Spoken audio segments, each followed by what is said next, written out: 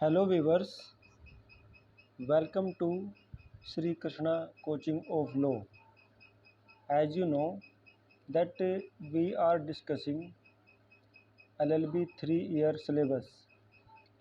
Our today's topic is paper third, that is environmental law, paper code K4003। आज का हमारा topic environmental law रहेगा। Environmental law जैसा कि नाम से ही हम इसके बारे में जानते हैं, ये पर्यावरण से संबंधित विधियां हैं, पर्यावरण से संबंधित कानून है जो कि हमारे पर्यावरण के लिए बने हुए हैं। तो देखिए, हम आज कोर्स का ओवरव्यू करेंगे। इसी कोर्स को यूनिट वाइज डिस्कस करेंगे हम लोग। देखिए, यूनिट फर्स्ट में meaning and definition of environment, ये बड़ा बेसिक कंसेप्ट है कि जिस पेपर को हम करने जा रहे हैं उस सिलेबस का जो नाम है उसका मीनिंग और डेफिनेशन पता होना चाहिए। पर्यावरण का परिभाषा और उसका अर्थ।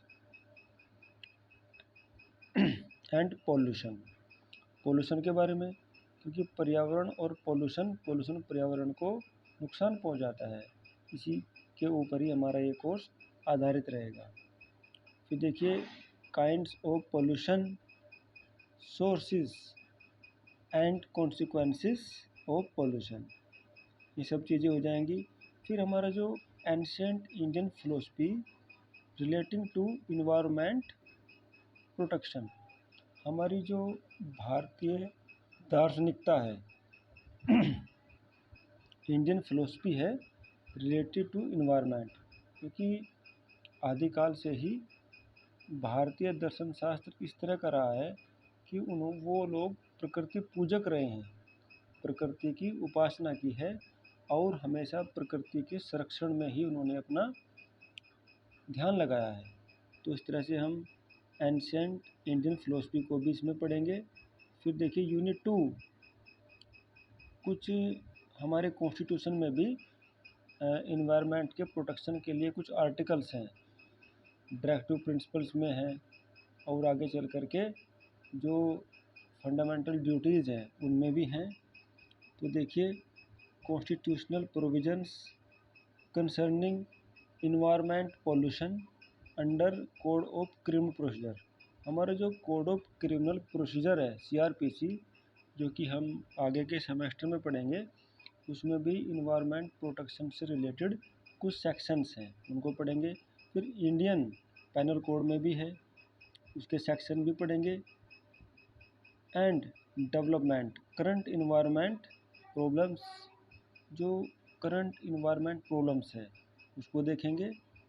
पब्लिक इंटरेस्ट लिटिगेशन, देखिए पब्लिक इंटरेस्ट लिटिगेशन का जो कंसेप्ट है, लोकहितवाद में जो कि पर्यावरण के प्रति जागरूक कुछ लोग हैं, उन्होंने सुप्रीम कोर्ट के माध्यम से बहुत सारे ऐसे निर्णय कराए हैं जो कि पर्यावरण प्रोटेक्शन में मील का पत्थर साबित हुए हैं, हम उनको देखेंगे। उसके बाद फिर देखिए, यूनिट थर्ड, जो कि बड़ी इम्पोर्टेंट यूनिट्स है, ये इस पेपर का पूरा कंक्लूजन रहेगा। Present regulations and enactments regarding environmental pollution, वर्तमान में कौन कौन से कानून बने हुए हैं इन्वायरमेंट प्रोटेक्शन के लिए, definition and measures that have been adopted through different legislations. ठीक है, देखिए फर्स्ट में हम लोग ये जो लेजिस्लेशन है ये पढ़ेंगे, द इन्वायरमेंट प्रोटेक्शन एक्ट 1986, ये बड़ा इम्पोर्टेंट एक्ट है। इसका स्टूडेंट्स को बेयर एक्ट ले लेना चाहिए, अदरवाइज नेट से भी इसको डाउनलोड कर सकते हैं। सेकंड पर देखिए, the air prevention and control of pollution act 1981, ये एयर वाला हो गया। फिर थर्ड पर द वाटर प्रिवेंशन, ठीक है, prevention and control of pollution act 1974, इसको भी हम लोग पढ़ेंगे। फोर्थ पर फिर द फॉरेस्ट एक्ट 1927। तो यूनिट थर्ड में हम लोग इस तरह से इन चारों लेजिस्लेशन को पढ़ते हैं। फिर देखिए 4 यूनिट पोल्यूटर पेज प्रिंसिपल्स। ये प्रिंसिपल्स आ गए, सिद्धांत आ गए कि जो पर्यावरण को नुकसान पहुंचा रहे हैं, चाहे वो कंपनी हो या कोई कारखाना हो, उसको कुछ पे करना होता है, उसको पर्यावरण के संरक्षण के से संबंधित पेमेंट देनी होगी। अब देखिए precautionary principles, public trust doctrine, sustainable development. Sustainable development का जो कंसेप्ट है ये बहुत इम्पोर्टेंट है, इसको हमको ध्यान से पढ़ना है।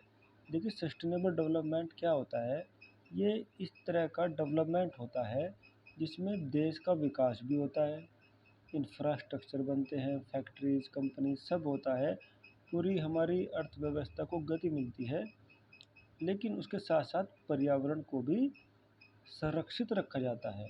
ये पर्यावरण की कीमत पर नहीं होता, जैसे कि अंधाधुंध पेड़ों की कटाई की जा रही है, माइंस खनन हो रहा है, उससे पर्यावरण को बहुत नुकसान हो रहा है।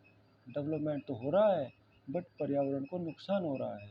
तो सस्टेनेबल डेवलपमेंट के कंसेप्ट में डेवलपमेंट भी होगा लेकिन पर्यावरण को नुकसान नहीं होगा। इसको हम लोग समझेंगे कि ये किस तरह से किया जा सकता है।